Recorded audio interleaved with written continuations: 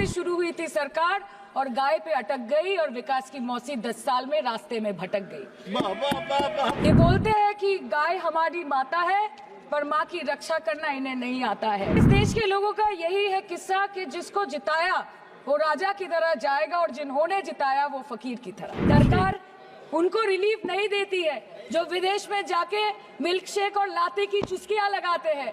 ये सरकार उनको रिलीफ नहीं देती जो आम आदमी 2 पैकेट दूध खरीदने से पहले 10 बार सोचता है। सर, बचपन से हम सुनते आए थे कि संडे हो या मंडे रोज खाओ अंडे, और अंडे का फंडा यही है सर कि भारत के बच्चों के किस्मत में महीने में एक अंडा नहीं मिलता। अभी तो शुरुआत है, ये तो ट्रेलर है, पिक्चर बाकी है। अंत पे आते हैं मच्छी पे। आप लोगों को ज्यादा पसंद नहीं, पर हम क्या करें, हम तो माछे भाते बंगाली है, हमको तो बोलना ही पड़ेगा। 3 से 303 से 240 के आंकड़े बोलते हैं कि इस बार जो आप चले गए तो दोबारा लौटने की संभावना नहीं होगी। नीट के घोटाले से लेके नीट के घोटाले से लेके जीएसटी के बोझ तक, एयरपोर्ट की छत टूट जाने से लेके रेल पटरी से छूट जाने तक, तृणमूल कांग्रेस के सदस्य, हर सांसद देश के हर गंभीर मुद्दे पर चर्चा करेंगे। बस यही आपको बोलना था। Respected sir, Mahamati Manush is the Magna Carta of the governance of West Bengal and our party, and I feel truly honored that today I have been given the opportunity to talk on a ministry which is intrinsic to the Mahamati Manush of the country.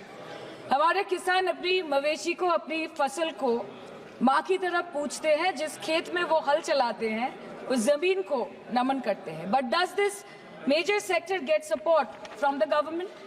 Sir, Indian agriculture supplies around 58% of India's livelihood and is a principal source of income for half of the population, accounting for 17 to 18% of the country's GDP.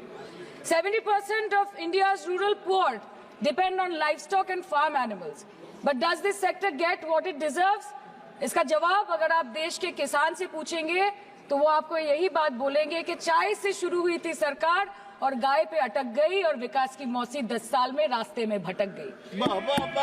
Sir, exorbitantly high cost of cattle and poultry feed under the mismanagement of this sector by the current government and wholesale fodder inflation hovering between 25% to 28.6% in the last 2 to 3 years, it is a 9-year high. Sir, किसान खुद क्या खाएंगे? अपने परिवार के लोगों का खिलाएंगे? अपनी गाय भैंस भेड़ बकरी को क्या खिलाएंगे? सर, ऐसे ही वारदात होते हैं जहां गरीबी से जूझता हुआ एक किसान उसको अपनी गाय भेड़ बकरी को बेचने में मजबूर करते हैं और अंत में जाके वो अपनी खुद की जान ले लेते हैं। सर, पिछले 10 सालों में 1,12,000 किसानों ने इस देश में आत्महत्या की। एनसीआरबी की एक रिपोर्ट के अनुसार 10 साल में हर दिन इस देश में एवरेज में 30 किसान हर दिन अपनी जान ले लेते हैं। सर, इस देश के लोगों का यही है किस्सा कि जिसको जिताया वो राजा की तरह जाएगा और जिन्होंने जिताया वो फकीर की तरह।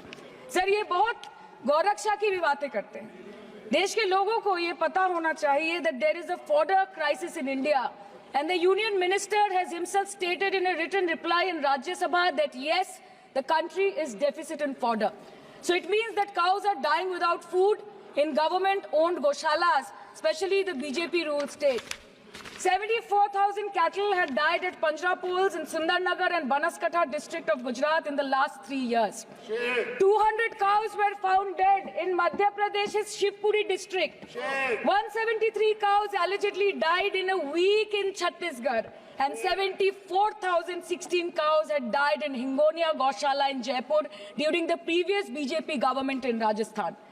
तो सर, पहले खाना ही नहीं मिला, फॉडर क्राइसिस, फिर मिल भी जाए तो इतना महंगा कि किसान खरीद ही नहीं पा रहा है, फॉडर इन्फ्लेशन, और सर खाना मिल भी जाए तो पशुओं की बीमारी। उससे मुकाबला करने के लिए इस सरकार ने क्या किया?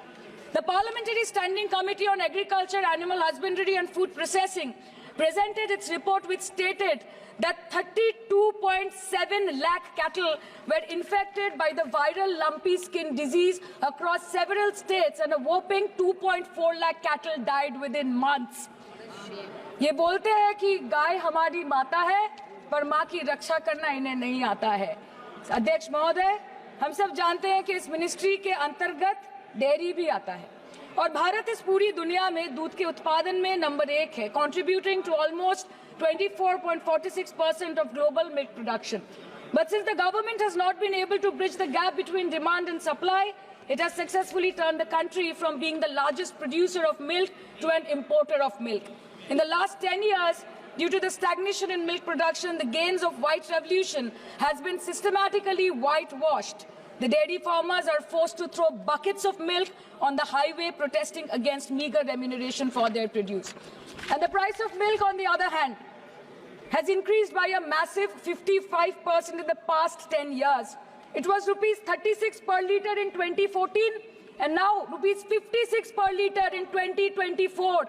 When this government came to power, the first thing the milk producing companies regulated by it did was to increase the price of milk by rupees 2 per litre. This was their revenge on the people of India for not providing a majority to the BJP. आम आदमी के दूध, छाछ, लस्सी, दही, पनीर पर 5% की GST, cream, condensed milk, मक्खन, घी पर 12% की जीएसटी और अमीरों के हीरो पर सिर्फ 1.5% की जीएसटी। सरकार उनको रिलीफ नहीं देती है जो विदेश में जाके मिल्क शेक और लाते की चुस्कियां लगाते हैं। ये सरकार उनको रिलीफ नहीं देती जो आम आदमी 2 पैकेट दूध खरीदने से पहले 10 बार सोचता है। सर, बचपन से हम सुनते आए थे कि संडे हो या मंडे रोज खाओ अंडे। India rank second in egg production in the world और अंडे का फंडा यही है सर कि भारत के बच्चों की किस्मत में महीने में एक अंडा नहीं मिलता। मिड डे मील के चलते हफ्ते में अगर एक आध अंडा मिल भी रहा था तो कहीं धर्म के नाम पे तो कहीं महंगाई के चलते उसे बंद करने की मांग उठ रही है।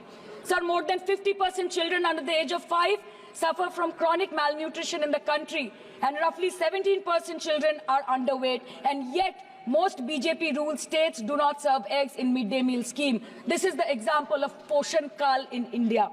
सर, अंत पे आते हैं मच्छी पे। आप लोगों को ज्यादा पसंद नहीं, पर हम क्या करें, हम तो माछे भाते बंगाली है, हमको तो बोलना ही पड़ेगा।